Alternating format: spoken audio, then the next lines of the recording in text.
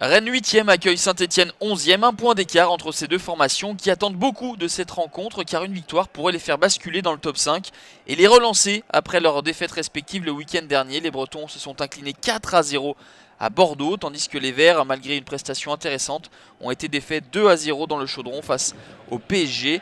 Christophe Galtier aligne d'ailleurs la même formation que lors du dernier match, à l'exception de Clément à la place de Matuidi. Les Stéphanois essayent de mettre un peu de rythme dans ce début de rencontre avec ce centre sur lequel Kevin Monet-Paquet ne peut s'illustrer convenablement. Monet-Paquet, on le retrouve une nouvelle fois avec une frappe sans trop inquiéter Benoît Costil. Il y a un manque cruel de rythme, de nombreuses fautes techniques, les enchaînements de passes et le mouvement sont des denrées trop rares dans cette première période.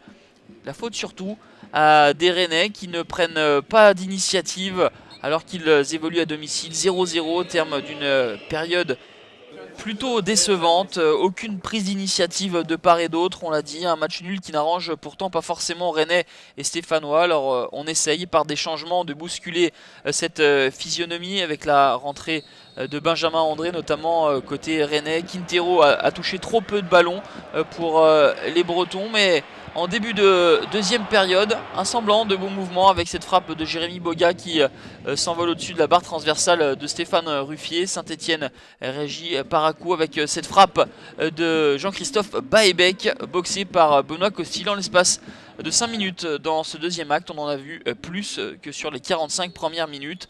Un quart d'heure de la fin, désormais, un coup de pied arrêté avec l'ouverture du score et la tête de Mustapha Bayalsal qui trompe Benoît Costil. Deuxième réalisation pour le Sénégalais, capitaine pour les Verts ce soir en l'absence une nouvelle fois de Loïc Perrin. Il prend le meilleur sur Romain Danzé et catapulte ce coup de boule sous la barre de Benoît Costil. Ça fait 1-0 pour les Stéphanois et qui vont garder pour l'heure cet avantage d'un but. Eux qui n'ont plus gagné depuis 7 matchs à l'extérieur. Giovannicio était tout proche d'égaliser. Il en sera de même pour Camille Grosicki, mais l'enchaînement du Polonais n'est pas suffisamment rapide et il permet le retour de Florentin Pogba.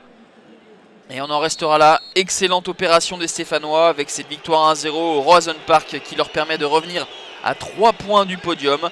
Les Rennais sont 9e avec cette deuxième défaite consécutive.